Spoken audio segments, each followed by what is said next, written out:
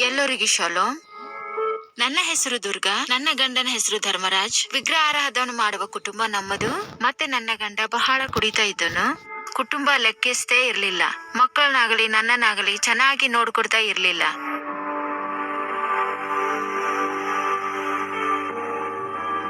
ಅವರು ಹೀಗೆ ಇರುವುದರಿಂದ ನಮ್ಮ ಮನೆಯಲ್ಲಿ ಭಯಂಕರವಾದ ಜಗಳಗಳಾಗ್ತಾ ಇದ್ವು. ಅವರು ಭಯಂಕರವಾಗಿ ಕುಡಿಯುವುದರಿಂದ ಬಹಳ ಸಾಲ ಮಾಡ್ತಾ ಇದ್ರು. ಸಾಲ ಅಂದ್ರೆ ಹೆಚ್ಚು ಕಡಿಮೆ 13 ಲಕ್ಷದಷ್ಟು ಸಾಲ ಮಾಡಿದ್ರು. ಸಾಲಗಾರರು ಮನೆಗೆ ಬಂದು ಭಯಂಕರವಾಗಿ ಮಾತಾಡ್ತಾ ಇದ್ರು.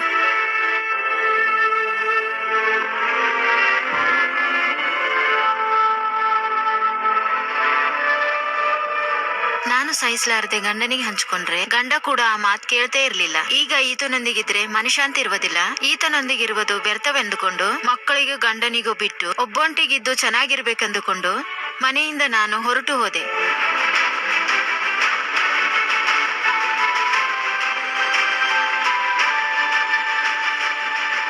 ಒಂದು ಹಾಸ್ಟೆಲ್ ಅಲ್ಲಿ ಜಾಯಿನ್ ಆಗಿ ಅಲ್ಲಿ ಉಳ್ಕೊಂಡೆ. ಹಾಸ್ಟೆಲ್ ಅಲ್ಲಿ ನಾನು ಒಬ್ಳೆ ಇರುವಾಗ ಮಕ್ಕಳು ನನಗೆ ಫೋನ್ ಮಾಡ್ತಾ ಇದ್ರು. ಇದು ಒಂದು ಸಾರಿ ಅಪ್ಪಗೆ ಕ್ಷಮಿಸಿ ಮನೆಗೆ ಬಂದ್ಬಿಡು ಅಮ್ಮ ಎಂದು ಮಕ್ಕಳು ಎಷ್ಟೇ ಬೇಡ್ಕೊಂಡ್ರು ನಾನ್ ಕೇಳ್ತಾ ಇರ್ಲಿಲ್ಲ. ಅದೇ ಸಮಯದಲ್ಲಿ ಒಬ್ಬಕಿ ಸಹೋದರಿ ಮೂಲಕ ಕಲ್ವರಿ ಟೆಂಪಲ್ಗೆ ನಾನು ಬಂದೆ. ಆ ದಿನ ದೈವ ಸೇವಕರಾದ ಸತೀಶ್ ಕುಮಾರ್ ಅವರು ಹೇಳಿರುವ ವಾಕ್ಯವನ್ನು ಕೇಳಿಸ್ಕೊಂಡೆ. ಒಂದು ಸಾರಿ ಕುಟುಂಬವಾಗಿ ಜೊತೆಗೂಡಿದ ನಂತರ, ಒಮ್ಮೆ ವಿವಾಹದಲ್ಲಿ ಗಂಡ ಹೆಂಡತಿಯಾಗಿ ಜೊತೆಗೂಡಿಸಿದ ನಂತರ ಏನೆಂದು ಒಡಂಬಡಿಕೆ ಮಾಡಿದ್ದೇವೆ? ಕಷ್ಟವಾಗಲಿ ನಷ್ಟವಾಗಲಿ, ಕೇಡಾಗಲಿ ವ್ಯಾಧಿಯಾಗಲಿ ಬಾಧೆಯಾಗಲಿ, ಏನೇ ಆಗಲಿ, ಬರವಾಗಲಿ ಹಸಿವೆ ಆಗಲಿ, ನಮ್ಮನ್ನು ಅಗಲಿಸಲಾರದು ಎಂದು ವಾಗ್ದಾನ ಮಾಡಿದಿರಲ್ಲ. ಆ ವಾಗ್ದಾನ ಮಾಡುವಾಗ ನೀವು ಕೇಳಿಸ್ಕೊಂಡಿದ್ದೀರಲ್ಲ. ಸ್ವಲ್ಪ ಕಷ್ಟ ಬಂದಿದ್ದಕ್ಕೆ, ಸ್ವಲ್ಪ ರೋಗ ವ್ಯಾಧಿ ಬಂದಿದ್ದಕ್ಕೆ, ಸ್ವಲ್ಪ ಅನಾರೋಗ್ಯ ಬಂದಿದ್ದಕ್ಕೆ ಇಷ್ಟ ಬಂದಂತೆ ಮಾತಾಡಿ ಬೆದರಿಸುವಂತದ್ದು ಇದು ಆತ್ಮಿಕತೆ ಅಲ್ಲ. ಪರಿಸ್ಥಿತಿ ನೋಡಿರುವಂತೆಯೇ ಸೇವಕರು ಮಾತಾಡಿದರು. ಗಂಡನನ್ನು ಮಕ್ಕಳನ್ನು ಬಿಟ್ಟು ಬಿಡುವಂತದ್ದು ದೇವರಿಗೆ ಇಷ್ಟವಾದ ಕಾರ್ಯ ಅಲ್ಲವೆಂದು ನನ್ನ ತಪ್ಪು ನಾನು ಗ್ರಹಿಸಿಕೊಂಡೆ. ಪಶ್ಚಾತ್ತಾಪದಿಂದ ನಾನು ಪ್ರಾರ್ಥನೆ ಮಾಡಿ ಎಷ್ಟೇ ಕಷ್ಟ ನಷ್ಟ ಬಂದರೂ ಕೂಡ ಪ್ರಾರ್ಥನಾ ಮೂಲಕವೇ ನಾನು ನನ್ನ ಗಂಡನ್ನು ಮಾರ್ಪಡಿಸಿಕೊಳ್ಳಬೇಕೆಂದು ನನ್ನ ಗಂಡನ ಬಳಿಗೆ ಮಕ್ಕಳ ಬಳಿಗೆ ಹಿಂತಿರುಗಿ ಹೋದೆ.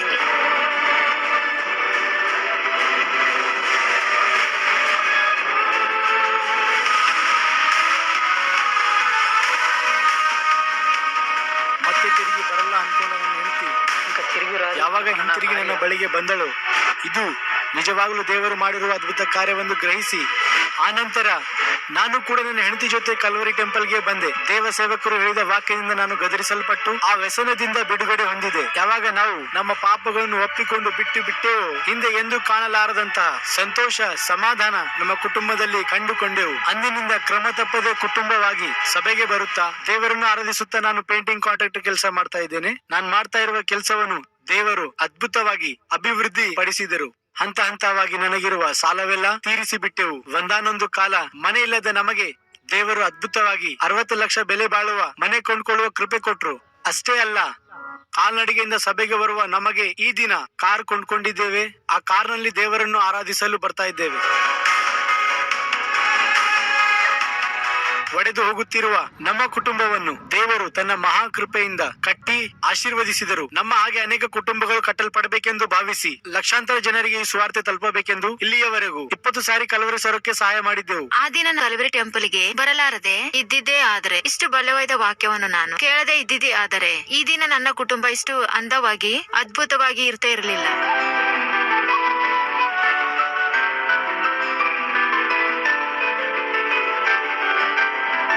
ಅಷ್ಟು ಬಲವಾದ ವಾಕ್ಯವನ್ನು ಸಾರಿ ಹೇಳಿರುವ ನಮ್ಮ ಆತ್ಮೀಯ ತಂದೆಯಾದ ಸತೀಶ್ ಕುಮಾರ್ ಅವರಿಗೆ ನನ್ನ ವಂದನೆಗಳು. ಮೂರ್ಖಳಂತೆ ವರ್ತಿಸಿದ ನನ್ನನ್ನು, ಕುಡುಕನಾದ ನನ್ನ ಗಂಡನನ್ನು ಇಂಥ ನಮ್ಮ ಜೀವಿತಗಳನ್ನು ಮಾರ್ಪಡಿಸಿ ಸಂತೋಷ ಸಮಾಧಾನದಿಂದ ತುಂಬಿರುವ ನನ್ನ ಯೇಸುವಿಗೆ ಮಹಿಮೆ ಉಂಟಾಗಲಿ. ಅದ್ಭುತವಾದ ಒಂದು ಕುಟುಂಬ ನಮ್ಮ ಸಭೆಯಲ್ಲಿ ಹೀಗೆ ಸಾಕ್ಷಿ ಕೊಡುತ್ತೆ. ಅಜ್ಞಾನದಿಂದ ಜೀವಿಸುತ್ತಿರುವ ಆಕೆಯ ಗಂಡ ಅಜ್ಞಾನವನ್ನು ಬಿಡುತ್ತಾನೆ. ಯಾವುದು ಆ ಅಜ್ಞಾನ? ದುಶ್ಚಟವುಳ್ಳವರಾಗಿರೋದು. ಅದು ಬುದ್ಧಿಹೀನತೆಯಾಗಿದೆ. ತೂತ ಇರುವ ಜೇಬಿನೊಳಗೆ ನೀವು ದುಡ್ಡು ಹಾಕುತ್ತೀರಾ? ಬುದ್ಧಿಯುಳ್ಳ ಯಾರು ಕೂಡ ದುಡ್ಡು ಹಾಕಲ್ಲ. ಕಾರಣವೇನೆಂದರೆ ತೂತ ಇರುವ ಜೇಬೊಳಗಡೆ ದುಡ್ಡು ಹಾಕಿದ್ರೆ ಅವು ಬಿದ್ದೋಗ್ತವೆ. ಕುಡಿಯುವ ಕುಡುಕನು ತಾನು ಕಷ್ಟಪಡುವ ಕಷ್ಟಾರ್ಜಿತವನ್ನು ತೂತ ಇರುವ ಚೀಲದಲ್ಲಿ ಹಾಕಿದಂತೆಯೇ ಇರುತ್ತೆ. ಒಬ್ಬ ಅಲೆಮಾರಿ ಆ ಅಲೆಮಾರಿತನದಿಂದ ಇಷ್ಟ ಬಂದಂತೆ ದುಡ್ಡು ಖರ್ಚು ಮಾಡುವುದರಿಂದ ತಾನು ಕಷ್ಟಪಟ್ಟು ಸಂಪಾದಿಸಿದ್ದನ್ನು ಹಾಳು ಮಾಡಿಕೊಳ್ತಾನೆ. ಈ ದಿನ ನಮ್ಮ ಮಧ್ಯೆ ಯಾರಾದರೂ ಯಾವುದಾದ್ರೂ ಒಂದು ಅಪವಿತ್ರವಾದ ಚಟವನ್ನು ನಿಮ್ಮ ಜೀವಿತದಲ್ಲಿ ಇಟ್ಕೊಂಡು ನಿಮ್ಮ ಆತ್ಮಿಕತೆಯನ್ನು ಹಾಳು ಮಾಡಿಕೊಳ್ಳುತ್ತಿರೋದಾದ್ರೆ, ನಿಮ್ಮ ಆರೋಗ್ಯ ಹಾಳು ಮಾಡಿಕೊಳ್ಳುತ್ತಿರೋದಾದ್ರೆ, ನಿಮ್ಮ ಕುಟುಂಬದಲ್ಲಿ ಶಾಂತಿ ಸಮಾಧಾನ ಇಲ್ಲದಂತೆ ಮಾಡಿಕೊಳ್ಳುತ್ತಿರೋದಾದ್ರೆ, ಅದನ್ನೇ ನೀವು ಮುಂದುವರಿಸುತ್ತಾ ಇರೋದಾದ್ರೆ ನೀವು ಬುದ್ಧಿ ಇಲ್ಲದವರಾಗಿರ್ತೀರಿ. ಮನೆಯಲ್ಲಿ ಪ್ರೀತಿ, ಅನುರಾಗ, ಆಪ್ತತೆ, ಅನುಬಂಧ ಉಂಟಾಗಬೇಕಾದರೆ ನಿಮಗಿರುವಂತಹ ಕೆಟ್ಟ ವ್ಯಸನಗಳನ್ನು, ದುಷ್ಟ ಸಹವಾಸವನ್ನು, ದುರಭ್ಯಾಸಗಳನ್ನು ಬಿಟ್ಟು ಬಿಡಬೇಕು. ಆ ಸಹೋದರ ಕುಡಿದಿರುವುದರಿಂದ ಸಾಧಿಸಿದ್ದೇನು? ಮನೆಯಲ್ಲಿರುವ ಹೆಂಡತಿಗೆ ಮನಶಾಂತಿ ಇಲ್ಲ, ಮಕ್ಕಳಿಗೆ ಭವಿಷ್ಯದ ಮೇಲೆ ಇರುವಂತಹ ಭರವಸೆವೇ ಇಲ್ಲದಂತಾಯ್ತು. ನೀವು ಜ್ಞಾನವುಳ್ಳ ಗಂಡನಾಗಿರೋದಾದ್ರೆ ಕುಟುಂಬವನ್ನು ಕಟ್ಕೊಳ್ತೀರಿ, ಹೆತ್ತ ಮಕ್ಕಳಿಗೆ ಕಷ್ಟಪಟ್ಟು ಸಾಕಿ ಸಲಹುತ್ತೀರಿ. ಒಂದು ಕುಟುಂಬ ನಿರ್ಮಿಸಲ್ಪಡಬೇಕಾದ್ರೆ ಗಂಡ ಜ್ಞಾನವುಳ್ಳವನಾಗಿ ಜೀವಿಸಬೇಕು. ನೀವು ಜ್ಞಾನವುಳ್ಳವರಾಗಿರೋದಾದ್ರೆ ನೀವು ಸಂಪಾದಿಸುವ ಪ್ರತಿ ಪೈಸಾ ನಿಮ್ಮ ಕುಟುಂಬಕ್ಕೋಸ್ಕರ, ನಿಮ್ಮ ಮಕ್ಕಳ ಭವಿಷ್ಯಕ್ಕೋಸ್ಕರ, ಅವರ ಆರೋಗ್ಯಕ್ಕೋಸ್ಕರ, ಅವರ ಅನುಬಂಧಕ್ಕೋಸ್ಕರ, ಅವರ ಅನುರಾಗಕ್ಕೋಸ್ಕರ, ಆತ್ಮಿಕತೆಗೋಸ್ಕರ, ಆರೋಗ್ಯಕ್ಕೋಸ್ಕರ, ಆನಂದಕ್ಕೋಸ್ಕರ ಖರ್ಚು ಮಾಡಿರಿ. ಕೆಟ್ಟ ಕೆಟ್ಟ ಕೆಲಸಗಳಿಗೆ ಮಾತ್ರ ಖರ್ಚು ಮಾಡಬೇಡಿ. ಅಮ್ಮ, ಸಹೋದರಿ, ನೀವು ಜ್ಞಾನವುಳ್ಳ ಸ್ತ್ರೀ ಆಗಿರೋದಾದ್ರೆ ಜ್ಞಾನದಿಂದ ಕುಟುಂಬ ಕಟ್ಕೊಳ್ರಿ. ಆ ಸಹೋದರಿ ಮಾಡಿದೇನು? ಹೌದು, ಗಂಡ ಕುಡುಕನೇ, ಅವನ್ ಮಾಡ್ತಿರೋದು ತಪ್ಪು, ಕರೆಕ್ಟೇ. ಆದ್ರೆ ಮಕ್ಕಳು ಏನ್ ಮಾಡಿದ್ರು ಪ್ರಿಯರೇ? ಗಂಡನ ಮೇಲಿನ ಕೋಪದಿಂದ ಮಕ್ಕಳನ್ನು ಬಿಟ್ಟು ಹೋಗೋದು ಯಾವ ನ್ಯಾಯ ಹೇಳಿ? ನಿನ್ನೆ ಒಬ್ಬ ತಾಯಿ ಬಂದು ಅಳ್ತಾ ಹೇಳ್ತಾಳೆ, ಅಯ್ಯ, ನನ್ನ ಮಗ ಸೊಸೆ ಇಬ್ರು ಜಗಳಾಡಿದ್ದಾರೆ. ನನ್ನ ಮಗ ತನ್ನ ಇಷ್ಟಾನುಸಾರವಾಗಿ ಜೀವಿಸಲು ತಾನು ಹೊರಟು ಹೋದ, ನನ್ನ ಸೊಸೆ ಕೂಡ ತನ್ನ ಇಷ್ಟಾನುಸಾರವಾಗಿ ತವರು ಮನೆಗೆ ಹೊರಟು ಹೋದಳು. ಇವರಿಬ್ಬರು ಜಗಳವಾಡಿ ಇಬ್ಬರು ಕೂಡ ಸ್ವೇಚ್ಛೆಯನ್ನು ಕೋರಿಕೊಂಡು ತಮ್ಮ ದಾರಿ ತಾವು ನೋಡಿಕೊಂಡ್ರು. 3 ಮಂದಿ ಮಕ್ಕಳನ್ನು ನನ್ನ ಹತ್ರ ಬಿಟ್ಟು ಹೋದ್ರು. ಮುದುಕಳಾಗಿರುವ ನಾನು 3 ಮಂದಿ ಮಕ್ಕಳಿಗೆ ಹೇಗೆ ಸಾಕ್ಲಿಕ್ಕಾಗತ್ತಯ್ಯ ಅಂದಳು. ಮಕ್ಕಳೇ ಯಾವ ತಪ್ಪು ಮಾಡಿದ್ದಾರೆ? ಕೇಳ್ತಿದ್ದೀರಾ ಸಹೋದರರೇ, ಕೇಳ್ತಿದ್ದೀರಾ ಸಹೋದರಿಯರೇ? ನಿಮ್ಮ ಇಬ್ಬರ ನಡುವೆ ಒಂದು ವೇಳೆ ಮನಸ್ತಾಪ ಬರೋದಾದ್ರೆ ಅವುಗಳನ್ನು ಪ್ರೀತಿಯಿಂದಲೂ ಕ್ಷೇಮದಿಂದಲೂ ಜಯಿಸಬೇಕೇ ಹೊರತು ಮಕ್ಕಳಿಗೆ ಅನಾಥರನ್ನಾಗಿ ಮಾಡಿದ್ರೆ ಹೇಗೆ? ಕೇಳು ಸಹೋದರ, ಈ ಲೋಕದಲ್ಲಿ ನಿಮ್ಮ ಮಕ್ಕಳಿಗೆ ಬಹಳ ಮಂದಿ ಸ್ನೇಹಿತರು ಇರಬಹುದು, ನಿಮ್ಮ ಮಕ್ಕಳಿಗೆ ಬಹಳ ಮಂದಿ ಬಂಧುಗಳು ಇರಬಹುದು, ನಿಮ್ಮ ಮಕ್ಕಳಿಗೆ ಬಹಳ ಮಂದಿ ಕ್ಲಾಸ್ಮೇಟ್ಸ್ ಇರಬಹುದು. ಆದರೆ ನಿಮ್ಮ ಮಕ್ಕಳಿಗೆ ಮಾತ್ರ ಈ ಲೋಕದಲ್ಲಿ ಒಬ್ಬನೇ ಒಬ್ಬ ತಂದೆಯಾಗಿದ್ದೀರಿ. ಬಹಳ ಮಂದಿ ತಂದೆಯಾಗಿರುವ ಚಾನ್ಸ್ ಇಲ್ಲ. ನಿಮ್ಮ ಮಕ್ಕಳಿಗೆ ಒಬ್ಬಳೇ ಒಬ್ಬ ತಾಯಿ, 2-3 ತಾಯಿಯಂದಿರು ಇರುವ ಚಾನ್ಸ್ ಇಲ್ಲವೇ ಇಲ್ಲ. ತಂದೆ ಜವಾಬ್ದಾರಿಕೆ ಆಗಿರ್ಬೋದು, ತಾಯಿ ಜವಾಬ್ದಾರಿಕೆ ಆಗಿರ್ಬೋದು, ಈ ಲೋಕದಲ್ಲಿ ಯಾರೊಬ್ಬರು ಕೂಡ ಭರ್ತಿ ಮಾಡುವಂತಹ ಚಾನ್ಸ್ ಇಲ್ಲವೇ ಇಲ್ಲ. ಆ ತಂದೆ ಪ್ರೀತಿ ತೋರಿಸಬೇಕಾದ, ತಾಯಿಯ ಪ್ರೀತಿ ತೋರಿಸಬೇಕಾದ ಜವಾಬ್ದಾರಿಕೆ ನಿಮ್ಮ ಮೇಲಿದೆ. ಬಿಟ್ಟು ಹೊರಟೋದ್ರೆ ಹೇಗೆ? ವೃದ್ಧಾಪ್ಯದಲ್ಲಿರುವ ತಾಯಿ, ಮುದಿ ವಯಸ್ಸಲ್ಲಿರುವ ತಾಯಿ ಹೇಳ್ತಾಳೆ, 3 ಜನ ಮಕ್ಕಳನ್ನು ನನ್ನ ಹತ್ರ ಬಿಟ್ಟು ಹೋದ್ರಯ್ಯ. ಮಕ್ಕಳಿಗೆ ಪ್ರೀತಿಸಲು ಕೈಲಾಗದೇ ಇರುವಂತವರು, ಪ್ರೀತಿಯಿಂದ ಬೆಳೆಸಲು ಕೈಲಾಗದೇ ಇರುವಂತವರು ಎದಕ್ಕಾಗಿ ಹೆತ್ತಿದ್ದಾರೆ ಮಕ್ಕಳನ್ನು? ಗಂಡನ ಮೇಲಿನ ಕೋಪದಿಂದ ಆ ಹೆಂಡತಿ ಮಕ್ಕಳಿಗೆ ಅನಾಥರನ್ನಾಗಿ ಮಾಡಿ ಹೊರಟು ಹೋದ್ರೆ ಆ ಮಕ್ಕಳಿಗೆ ತಾಯಿಯ ಪ್ರೀತಿ ಯಾರು ತೋರಿಸಬೇಕು? ಅಜ್ಞಾನವಲ್ಲವು? ಆ ಸಹೋದರಿ ಸಾಕ್ಷಿ ಕೊಟ್ಟು ಒಪ್ಕೊಳ್ತಾಳೆ. ಒಬ್ಬಂಟಿಗಳಾಗಿರೋದಾದ್ರೆ ನಾನು ಸ್ವೇಚ್ಛೆಯಾಗಿರಬಹುದು, ನಾನು ಗಂಡ ಕೊಡುವ ನರಕ ಯಾತನೆಯಿಂದ ತಪ್ಪಿಸಿಕೊಳ್ಳಬಹುದು. ಆದರೆ ಮಕ್ಕಳಿಗೆ ಪ್ರೀತಿಸಬೇಕಾದ ತಾಯಿಯಾಗಿದ್ದಾಳಲ್ವೇ? ತಾಯಿಯ ಪ್ರೀತಿ ತೋರಿಸಬೇಕಾದ ಜವಾಬ್ದಾರಿಕೆ ಆಕೆಗಿದೆ ಅಲ್ಲವೇ?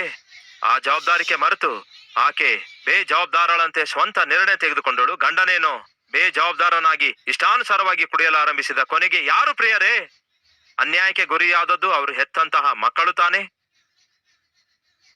ಅಂತಹ ಸಹೋದರಿಯ ಬಳಿಗೆ ಯಾರೋ ಒಬ್ರು ಹೋಗಿ ಕಲ್ವರಿ ಟೆಂಪಲ್ಗೆ ಹೋದ್ರೆ ನಿಮ್ಮ ಜೀವಿತ ಬದಲಾಗುತ್ತದೆ ಅಂತ ಹೇಳಿ ಪ್ರೀತಿಯಿಂದ ಕರೆತಂದ್ರಂತೆ. ಹೇಳಿ ಸಹೋದರ ಸಹೋದರಿಯರೇ, ಕುಟುಂಬ ಒಡೆದುಕೊಳ್ಳುವಂಥವರು, ದುರಭ್ಯಾಸಗಳಿಂದ ತಮ್ಮ ಜೀವಿತ ನಾಶ ಮಾಡಿಕೊಳ್ಳುವಂಥವರು ನಮ್ಮ ಸುತ್ತಲೂ ಅನೇಕರಿದ್ದಾರೆ. ಕುಟುಂಬ ವ್ಯವಸ್ಥೆಯನ್ನು ಪ್ರಾರಂಭಿಸಿದ್ದು ದೇವರು. ಕುಟುಂಬ ವ್ಯವಸ್ಥೆ ಚೂರು ಚೂರು ಆಗುತ್ತಿರುವಾಗ ಆ ಕುಟುಂಬ ಕಟ್ಟಬಲ್ಲಾತನು ದೇವರು. ಆ ದೇವರ ಸನ್ನಿಧಿಗೆ ಬಂದು ಮೊರೆ ಇಡುವುದಾದರೆ ದೇವರು ಜ್ಞಾನ ಕೊಡ್ತಾರೆ.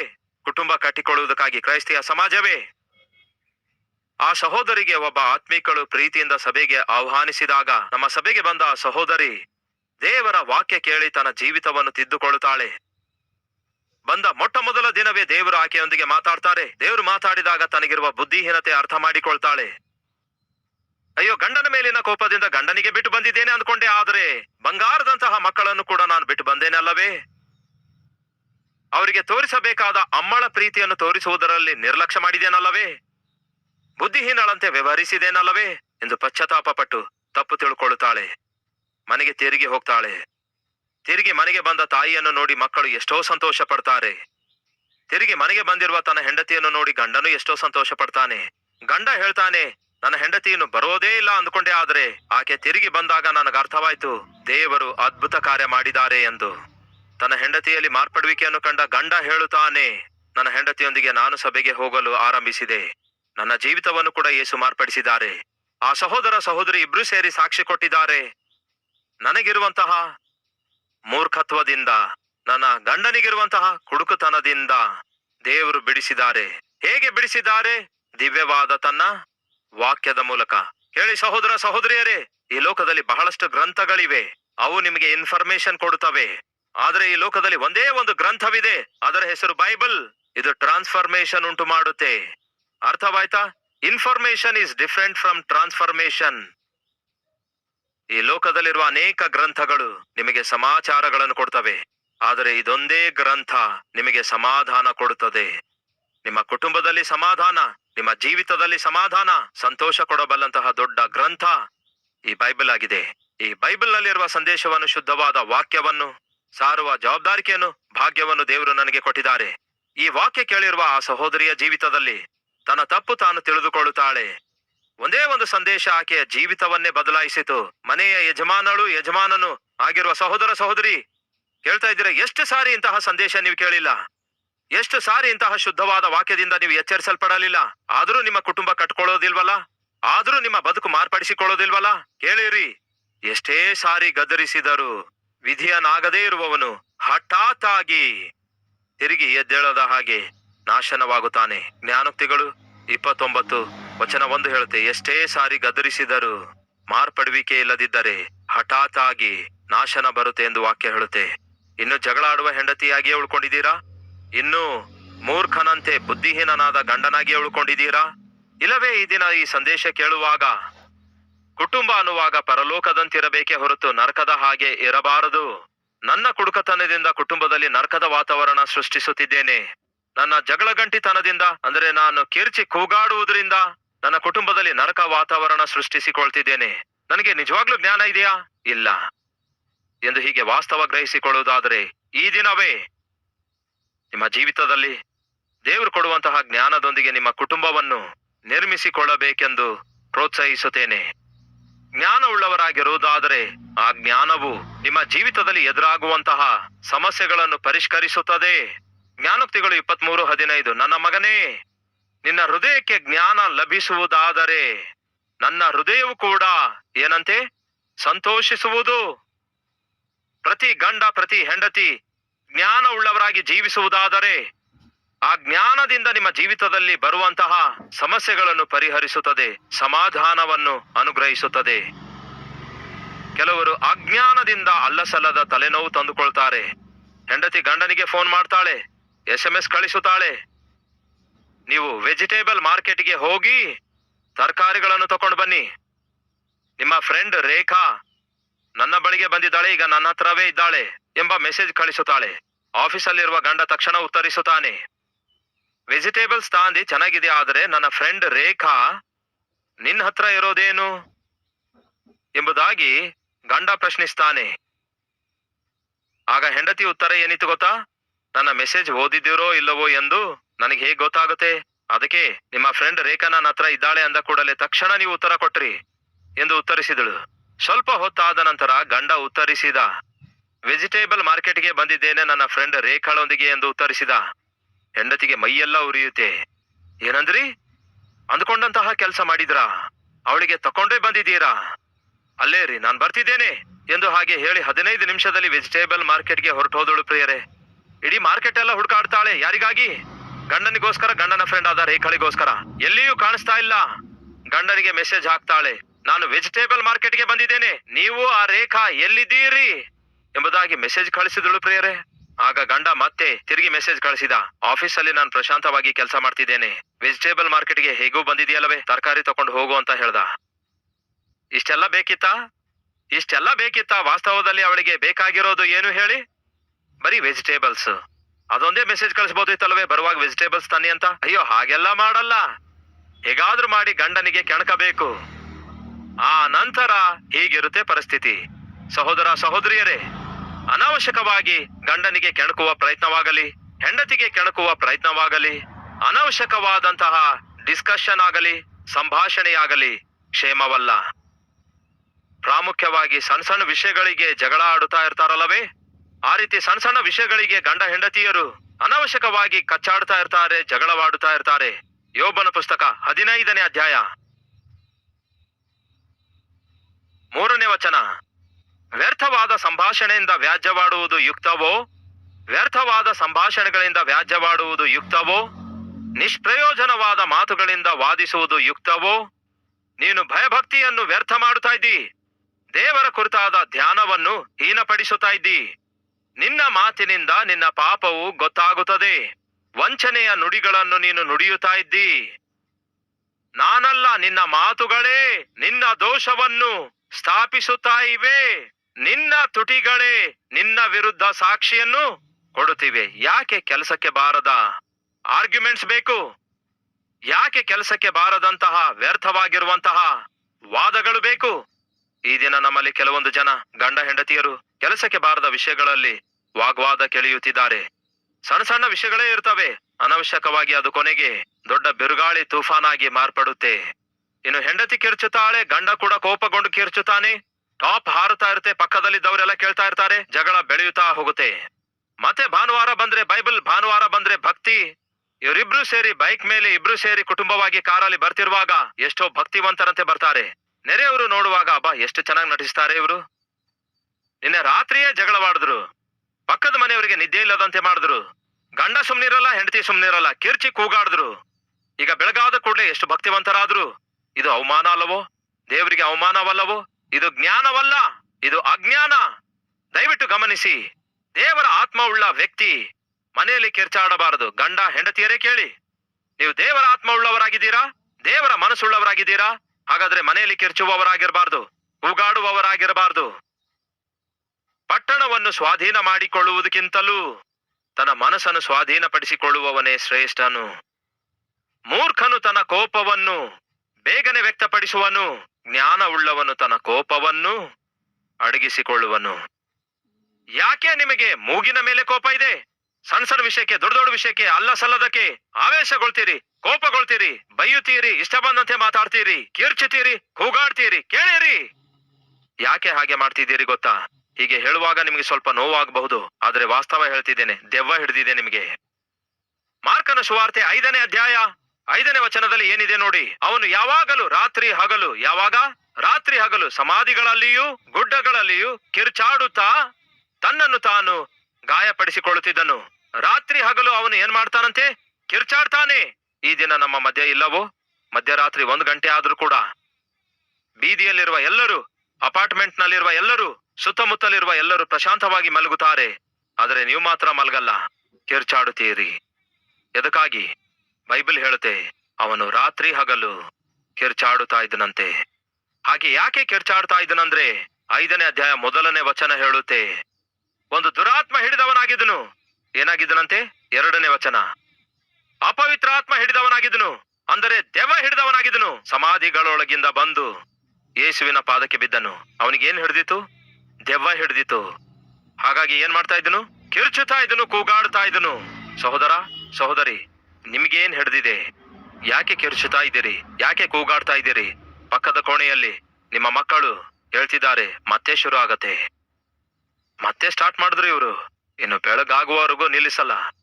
ಚಿಕ್ಕ ಮಕ್ಕಳ ಅಂದ್ರೆ ಹಸು ಮಕ್ಕಳ ಹೃದಯದಲ್ಲಿ ಒಬ್ಬ ಜಗಳಗಂಟಿ ತಾಯಿಯಾಗಿ, ದುರ್ಮಾರ್ಗಿಯಾದ ತಂದೆಯಾಗಿ ನೀವು ಮುದ್ರೆ ಹಾಕಿಕೊಳ್ಳುವುದಾದ್ರೆ, ಮತ್ತೊಮ್ಮೆ ಹೇಳ್ತೇನೆ, ನೀವು ಸಾಯುವವರೆಗೂ ಆ ಮುದ್ರೆ ಹೋಗೋದಿಲ್ಲ. ಮತ್ತೆ ದೇವರ ಆತ್ಮ ನಿಮ್ಮಲ್ಲಿ ಇರೋದಾದ್ರೆ ಏನಾಗುತ್ತೆ? ಯೆಶಾಯ ಪುಸ್ತಕ 42ನೇ ಅಧ್ಯಾಯ ಮೊದಲ 3 ವಚನಗಳಲ್ಲಿ ದೇವರ ಆತ್ಮ ಉಳ್ಳ ವ್ಯಕ್ತಿ ಏನ್ ಮಾಡುತ್ತಾನೆ ಎಂದು ಬರೆಯಲಾಗಿದೆ. ಇಗೋ, ನಾನು ಆರಿಸಿಕೊಂಡ ನನ್ನ ಸೇವಕನು, ನನ್ನ ಆತ್ಮ ಉಳ್ಳವನು. ಆ ನಂತರ ಏನಿದೆ? ಅವನು ಕೂಗಾಡುವುದಿಲ್ಲ, ಕಿರ್ಚಾಡುವುದಿಲ್ಲ, ತನ್ನ ಕಂಠ ಸ್ವರವು ಬೀದಿಯಲ್ಲಿ ಕೇಳಗೊಡಿಸುವುದಿಲ್ಲ. ನನ್ನ ಆತ್ಮ ಉಳ್ಳ ಸೇವಕನು. ದೇವರ ಆತ್ಮ ನಿಮ್ಮಲ್ಲಿ ಇರುವುದಾದರೆ ನೀವು ಕಿರ್ಚಾಡುವುದಿಲ್ಲ, ಕೂಗಾಡುವುದಿಲ್ಲ. ನಿಮ್ಮ ಕಂಠದ ಸ್ವರ ಪಕ್ಕದ ಮನೆಯವರಿಗೆ ಕೇಳಿಸೋದಿಲ್ಲ, ಎದುರು ಮನೆಯವರಿಗೆ ಕೇಳಿಸೋದಿಲ್ಲ. ರೋಡಿನ ಮೇಲೆ ಕಿರ್ಚಿ ಕೂಗಾಡೋದು ಕೇಳಿಸಲ್ಲ. ನೀವು ಜ್ಞಾನವುಳ್ಳ ಹೆಂಡತಿಯಾಗಿರೋದಾದ್ರೆ, ಜ್ಞಾನವುಳ್ಳ ಗಂಡನಾಗಿರೋದಾದ್ರೆ ಕಂಟ್ರೋಲ್ನಲ್ಲಿರಬೇಕು. ದೇವರು ನಿಮಗೆ ಕೊಟ್ಟ ಆತ್ಮ ಯಾವ ಆತ್ಮ? ಸ್ವ ನಿಯಂತ್ರಣವುಳ್ಳ ಆತ್ಮ. ವಿದ್ಯಾಭ್ಯಾಸ ಮಾಡುವ ತಮ್ಮ ತಂಗಿಯಂದಿರು ಎಷ್ಟು ಜನ ಇದ್ದೀರಿ? ಒಮ್ಮೆ ಕೈ ತೋರಿಸುವಿರಾ? ವಿದ್ಯಾಭ್ಯಾಸ ಮಾಡುವಂತವ್ರು ತಮ್ಮ ತಂಗಿಯಂದಿರು. Yes yes yes yes yes, very good. ಬಹಳಷ್ಟು ಜನ ನಮ್ಮ ಕಲ್ವರಿ ಟೆಂಪಲ್ ನೋಡುವಾಗ, ನಾವು ಮಾಡುವ ಸೇವೆಯನ್ನು ನೋಡುವಾಗ ಅವ್ರು ಹೇಳೋದೇನೆಂದ್ರೆ, ಸತೀಶ್ ಕುಮಾರ್ ಅವರೇ, ದೇವರು ಸೊಲೊಮೋನನಿಗೆ ಕೊಟ್ಟ ಜ್ಞಾನ ನಿಮಗೆ ಕೊಟ್ಟಿದ್ದಾರೆ, ಇಲ್ಲವಾದ್ರೆ ಇಂಥ ದೊಡ್ಡ ಸೇವೆ, ಇಂತಹ ದೊಡ್ಡ ಸಭೆ ಇಷ್ಟು ಅದ್ಭುತವಾಗಿ ನಡೆಸಲು ಸಾಧ್ಯವಿಲ್ಲ. ದೇವರು ಮಹಾಜ್ಞಾನ ನಿಮಗೆ ಕೊಟ್ಟಿದ್ದಾರೆ ಎಂದು ಹೇಳ್ತಾ ಇರುವಾಗ ನಾನು ನಗುತ್ತಾ ಇರ್ತೇನೆ. ಯಾಕೆ ನಾನು ನಗುತ್ತೇನೆ ಎಂದು ಹೇಳಂತೀರಾ? ನಾನು ಸ್ಕೂಲ್ನಲ್ಲಿ ಓದುತ್ತಿರುವ ದಿನಮಾನಗಳಲ್ಲಿ ನನ್ನ ಫ್ರೆಂಡ್ಸ್ ಬಂದು ನನಗೊಂದು ಮಾತು ಹೇಳಿದ್ರು. ಅದೇನೆಂದ್ರೆ, ನೋಡ್ಕಣೋ, ಈ ದಿನ ನಾವು ಇಂತಹ ಸ್ಥಳದಲ್ಲಿ ರೋಡ್ ಮೇಲೆ ಬರ್ತಿರುವಾಗ ಒಂದು ವಿಚಿತ್ರವಾದ ದೃಶ್ಯ ನೋಡಿದೆವು ಅಂತ ಹೇಳಿದ್ರು. ಯಾವುದು ಆ ವಿಚಿತ್ರವಾದ ದೃಶ್ಯ ಎಂದು ಕೇಳಿದ್ರೆ, ಒಂದು ಲೇಡಿ ಕಾರು ನಡೆಸುತ್ತಾ ಹೋಗುತ್ತಾ ಇರೋದನ್ನು ನೋಡಿ ಆಶ್ಚರ್ಯವೆನಿಸಿತು ಎಂಬುದಾಗಿ ಹೇಳಿದ್ರು ಅವರು. ಯಾರು ಕಾರ್ ಓಡಿಸಿದ್ರಂತೆ? ನಿಮಗೇನಾದ್ರೂ ಅರ್ಥ ಆಯ್ತಾ? ಲೇಡಿ ಕಾರನ್ನು ಓಡಿಸುತ್ತಾ ಸ್ಪೀಡ್ ಆಗಿ ಹೋದಳಂತೆ. ನಾನು ಮನೆಗೆ ಹೋಗಿದ್ದೆ. ಒಂದು ಕಟ್ಟೆ ಇತ್ತು, ಕಟ್ಟೆ ಮೇಲೆ ಕೂತ್ಕೊಂಡು, ಅದು ಹೇಗೆ ಸಾಧ್ಯವಾಯ್ತು? ಲೇಡಿ ಅಂದ್ರೆ ತೆಲುಗುವಿನಲ್ಲಿ ಜಿಂಕೆ. ಕಾರ್ ಓಡಿಸಲು ಹೇಗೆ ಸಾಧ್ಯ? 4 ಕಾಲುಗಳಿರುವ ಜಿಂಕೆ ಯಾವ ರೀತಿ ಸ್ಟೇರಿಂಗ್ ಹಿಡ್ಕೊಂಡಿರುತ್ತೆ, ಯಾವ ರೀತಿ ಬ್ರೇಕ್ ಹಾಕಿರುತ್ತೆ, ಯಾವ ರೀತಿ ಗೇರ್ ಬದಲಾಯಿಸಿರುತ್ತೆ, ಈ ಜಿಂಕೆ ಕಾರ್ ನಡೆಸುವುದೇನು? ನನ್ನ ಸ್ನೇಹಿತರೇನು ಅದ್ಭುತ ನೋಡಿದೇನಂದ್ರು. ನಿಜವೇ ಅದು ಅದ್ಭುತವೇ. ಒಂದು ಜಿಂಕೆ ಕಾರ್ ಓಡಿಸೋದಂದ್ರೆ ಅದ್ಭುತ ಅಲ್ಲವೇ? ಅಷ್ಟಕ್ಕೂ ಕಂಟ್ರೋಲ್ ಹೇಗೆ ಮಾಡಿದೆ, ಸ್ಟೇರಿಂಗ್ ಹೇಗೆ ಹಿಡ್ಕೊಂಡಿದೆ, ಮುಂದ್ಗಡೆ ಕಾಲಿಟ್ಟಿತೋ ಇಲ್ಲವೇ ಹಿಂದ್ಗಡೆಯ ಕಾಲಿಟ್ಟಿತೋ, ಏನ್ ಮಾಡಿರುತ್ತೆ ತಿಳ್ಕೊಳ್ಳೋಣ ಅಂತ ಅವ್ರ ಬಳಿಗೆ ಹೋಗಿ, ನೀವು ಅದ್ಭುತ ನೋಡಿದಿರಲ್ಲವೇ? ಹೌದು ನೋಡಿದ್ದೇವೆ. ಒಂದು ಲೇಡಿ ಕಾರ್ ಓಡಿಸಿದಳಲ್ಲವೇ? ಹೌದು ನೋಡಿದೆವು. ನಿಜವೇ ಅದ್ಭುತ ಅನಿಸಿತು ಅಂದಾಗ ಅವರಿಗೆ ಕೇಳಿದೆ, ಮುಂದ್ಗಡೆ ಕಾಲಿನಿಂದ ಸ್ಟೇರಿಂಗ್ ಹಿಡಿದಿತ್ತೋ ಅಥವಾ ಹಿಂದ್ಗಡೆ ಕಾಲಿನಿಂದಲೋ ಅಂದಾಗ ಅವ್ರಂದ್ರು, ಏನಪ್ಪಾ ನೀನು ಬೇರೆ ಗ್ರಹದವನ ಅಲ್ವಲ್ಲ, ನೀನು ಬೇರೆ ಗ್ರಹದಿಂದ ಬಂದವನಲ್ವಲ್ಲ ಅಂದಾಗ, ಅದೇನು ಹಾಗಂದ್ರಿ? ಮತ್ತಿನ್ನೇನು, ಲೇಡಿ ಕಾರ್ ಓಡಿಸಿದಳು ಅಂದ್ರೆ ಮುಂದಿನ ಕಾಲೋ ಹಿಂದಿನ ಕಾಲ ಅನ್ನುತ್ತೀಯಲ್ಲವೇ? ನೀನ್ ಏನ್ ಕೇಳ್ತಾ ಇದ್ದೀಯ ಎಂದು ನಮಗ್ ಅರ್ಥವಾಗ್ತಿಲ್ಲ. ಲೇಡಿ ಅಂದ್ರೆ ಇಂಗ್ಲಿಷ್ ಅಲ್ಲಿ ಒಂದು ಸ್ತ್ರೀ. ಒಬ್ಬ ಸ್ತ್ರೀ ಕಾರ್ ಓಡಿಸುತ್ತಾ ಹೋದಳು. ಆ ಕಾಲದಲ್ಲಿ 40 ವರ್ಷಗಳ ಹಿಂದೆ ಲೇಡಿ ಅಂದ್ರೆ ಒಬ್ಬ ಸ್ತ್ರೀ ಕಾರ್ ನಡೆಸುವುದು ಅದ್ಭುತವಲ್ಲವೋ? ಅವ್ರು ಹೇಳ್ತಿರೋದು ಒಬ್ಬ ಸ್ತ್ರೀ ಕಾರ್ ಓಡಿಸ್ತಿದ್ದಾಳೆ ಎಂದು. ಆದ್ರೆ ನನಗೆ ಅರ್ಥವಾದದ್ದೇನು? ಲೇಡಿ ಅಂತ ತೆಲುಗುವಿನಲ್ಲಿ ಹೇಳ್ತಾರೆ, ಜಿಂಕೆ ಓಡಿಸುತ್ತೋ ಅನ್ಕೊಂಡೆ. ಅದು ನನ್ನ ಜ್ಞಾನ. ಯಾಕೆ ಈ ವಿಷಯ ಹೇಳಿದ್ದೇನೆ ಗೊತ್ತಾ? ಲೇಡಿ ಎಂಬ ಇಂಗ್ಲಿಷ್ ಪದಕ್ಕೆ ಅರ್ಥ ಒಬ್ಬ ಸ್ತ್ರೀ ಆಗಿದೆ ಎಂಬುದು ಕೂಡ ನನಗೆ ಗೊತ್ತಿರಲಿಲ್ಲ. ಅಂತಹ ಜ್ಞಾನ ಇಲ್ಲದ ಕನಿಷ್ಠನಾದ ನನಗೆ ದೇವರು ಈಗೋ ಇಷ್ಟೊಂದು ದೊಡ್ಡ ಸೇವೆ ಮಾಡುವ ಭಾಗ್ಯವನ್ನು ಕೊಟ್ಟಿದ್ದಾರೆ. ಹೇಳಿ ತಮ್ಮ ತಂಗಿಯಂದಿರೇ, ಯಾಕೆ ಈ ವಿಷಯ ಹೇಳ್ತಿದ್ದೇನೆ ಗೊತ್ತಾ? ಸ್ಕೂಲಲ್ಲಿ ಓದುವಾಗ ಯಾವ ಒಂದು ಪಾಠ ನನ್ನ ತಲೆಗೆ ಹೋಗ್ತಿರ್ಲಿಲ್ಲ. ಯಾವಾಗ್ಲೂ ಆಟ ಆಡುತ್ತಾ ತಿರುಗಾಡುತ್ತಾ ಇದ್ದೆ.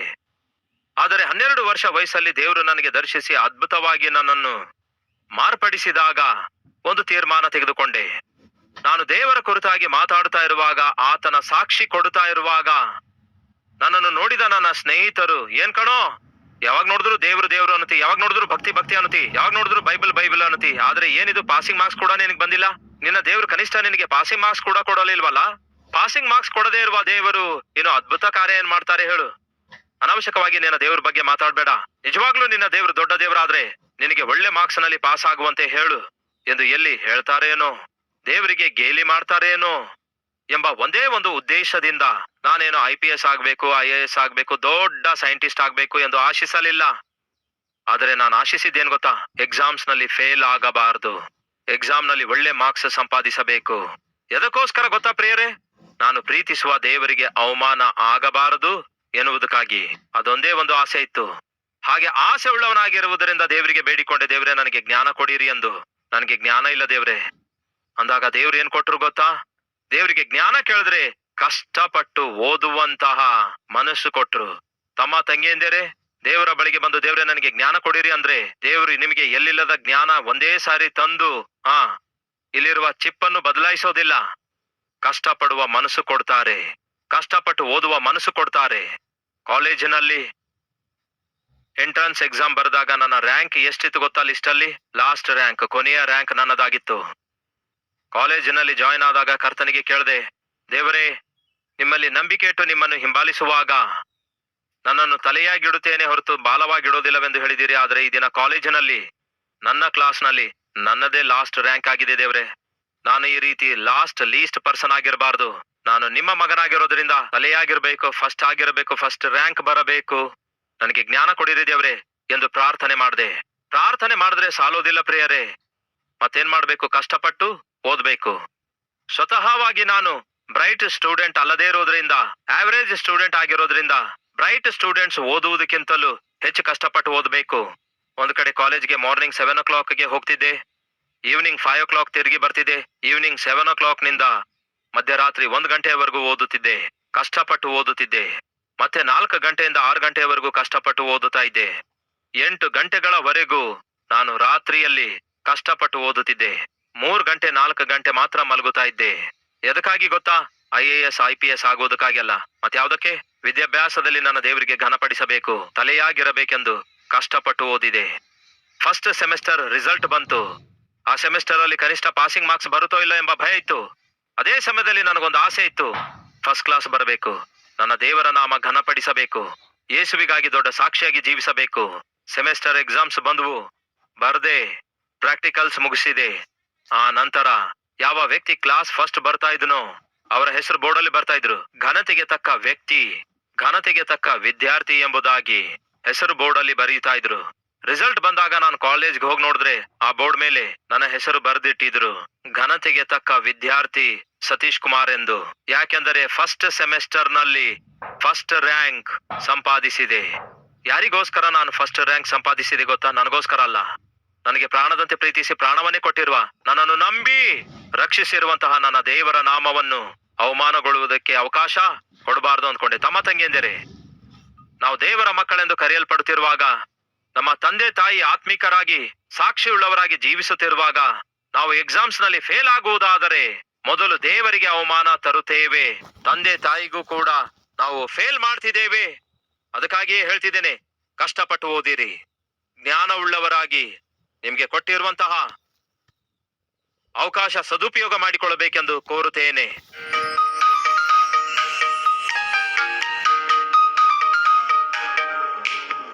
ಪರಿಶುದ್ಧನಾದ ತಂದೆಯೇ, ಬಹು ನೇರವಾಗಿ ಬಹು ಸ್ಪಷ್ಟವಾಗಿ ನಿಮ್ಮ ವಾಕ್ಯದಿಂದ ದೇವರೇ ನಮ್ಮ ಲೋಪಗಳನ್ನು, ನಮ್ಮ ಬಲಹೀನತೆಗಳನ್ನು ತಿಳಿಯಪಡಿಸಿದಿರಿ ದೇವರೇ. ನಿಮಗೆ ಸ್ತೋತ್ರಗಳು. ಬಿತ್ತಲ್ಪಟ್ಟ ಈ ವಾಕ್ಯ ಫಲಿಸುವಂತೆ ಮಾಡಿರಿ. ವಾಕ್ಯಾನುಸಾರವಾಗಿ ದೇವರೇ ಕುಟುಂಬ ಕಟ್ಟಿಕೊಳ್ಳುವುದಕ್ಕಾಗಿ, ವಿದ್ಯಾಭ್ಯಾಸ ಮಾಡುವುದಕ್ಕಾಗಿ ದೇವರೇ ನಮಗಿರುವ ಕೆಲಸವನ್ನು, ವೃತ್ತಿಯನ್ನು, ವ್ಯವಸಾಯವನ್ನು, ವ್ಯಾಪಾರವನ್ನು, ಉದ್ಯೋಗವನ್ನು ಮಾಡುವಂತಹ ನೈಪುಣ್ಯತೆಯನ್ನು ನಮಗೆ ದಯಪಾಲಿಸಿರಿ. ಕಷ್ಟಪಡುವ ಮನಸ್ಸು ಕೊಡಿರಿ. ಬುದ್ಧಿಹೀನತೆ ನಮ್ಮಿಂದ ದೂರ ಮಾಡಿರಿ. ಬುದ್ಧಿ ಇಲ್ಲದಂತೆ ಮಾಡುವ ಯಾವ ಕೆಲಸ ಕೂಡ ನಮಗೆ ಆಶೀರ್ವಾದವಲ್ಲ. ಜ್ಞಾನವುಳ್ಳವರಾಗಿ ಜೀವಿಸುವ ಕೃಪೆ ಕೊಡಿರಿ. ನನ್ನ ಮಗನೇ, ನೀನು ಜ್ಞಾನವನ್ನು ಸಂಪಾದಿಸು, ಆಗ ನಾನು ಸಂತೋಷಿಸುತ್ತೇನೆ ಎಂದು ಹೇಳಿದ್ದೀರಿ ದೇವರೇ. ಜ್ಞಾನವುಳ್ಳವರಾಗಿ ಜೀವಿಸುವ ಜೀವಿತ ನಮಗೆ ದಯಪಾಲಿಸಿರಿ. ಪವಿತ್ರರಾಗಿ ಜೀವಿಸುವ ಕೃಪೆ ನಮಗೆ ದಯಪಾಲಿಸಿರಿ. ನಿಮಗೆ ಘನವಾದ ಸಾಕ್ಷಿಗಳಾಗಿ ನಾವು ಜೀವಿಸುವ ಹಾಗೆ ಸಹಾಯ ಮಾಡಿರೆಂದು ಯೇಸುವಿನ ನಾಮದಲ್ಲಿ ಬೇಡಿ ಹೊಂದಿದ್ದೇವೆ ತಂದೆಯೇ. ಆಮೇನ್.